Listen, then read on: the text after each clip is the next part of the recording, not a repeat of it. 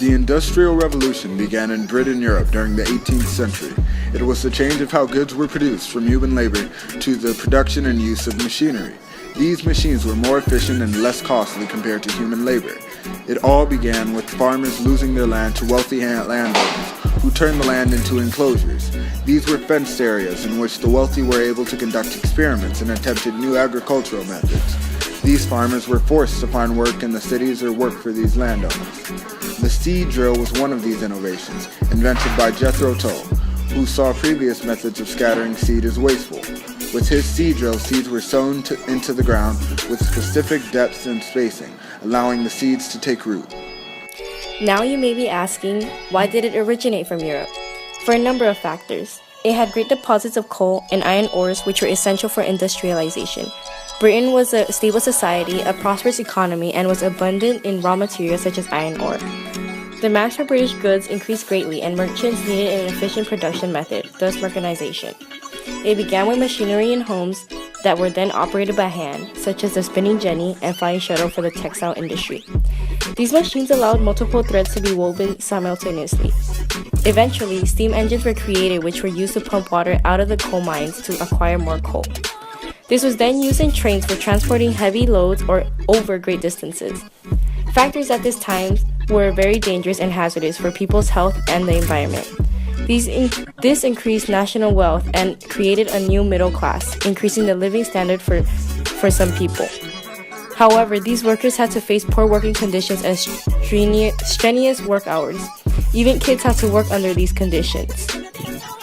Working conditions were terrible for the lower class workers. People worked for half the day non-stop, earning little pay while being subjected to abuse and danger. Children worked for as much as 14 hours, operating hazardous machines and toiling till the point of exhaustion. Most children did not receive an education, and the few who did rarely attended the full day. People found this injustice unexcusable and began to revolt through politics. These two major houses during the Industrial Revolution, namely the House of Lords, mainly made of nobility, and the House of Commons, mainly made of the working force. In addition, there were also two major parties for each house, with the Tories representing the nobles and the Whigs representing the workers. The Tories did not want any change, as they made profit from the lower classes, and since they had the majority, nothing changed for a while. However, in 1830, the Whigs gained a majority and established the Reform Bill of 1832. The House of Lords protested, but the king supported the bill and overruled them.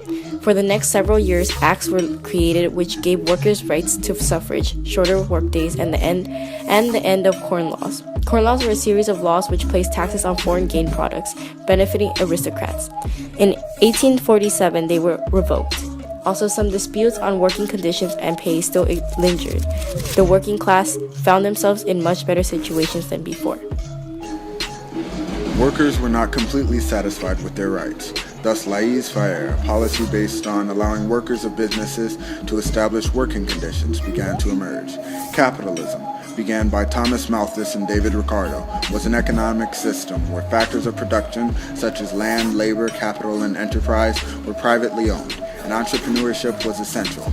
Capitalism was not endorsed by everyone, and some people wanted the government to assist instead of leaving businesses alone.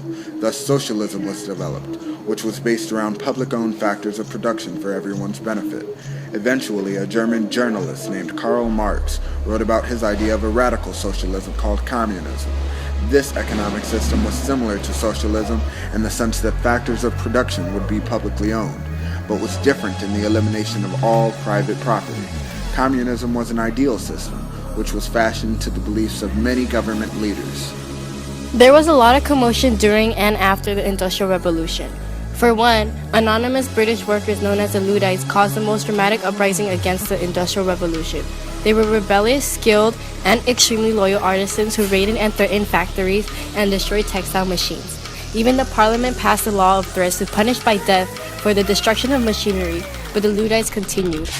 The Industrial Revolution also inspired writers and philanthropists philanthropist who responded to the negative effects of the Industrial Revolution by designing and trying to implement new ideal or utopian communities.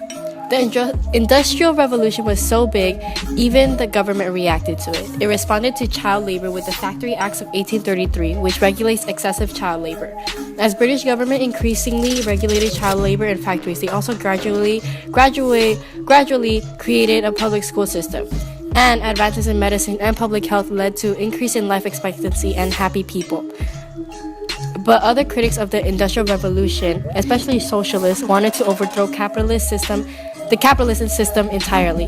Overall, the Industrial Revolution received many different reactions, but nobody can deny the fact of how big of an impact it has been to the world, even to this day. Stop.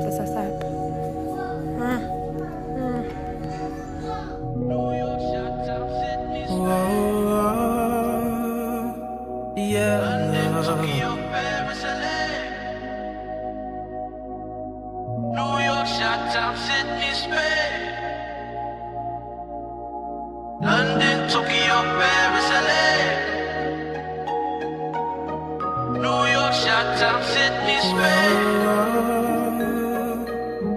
London, Tokyo, Paris.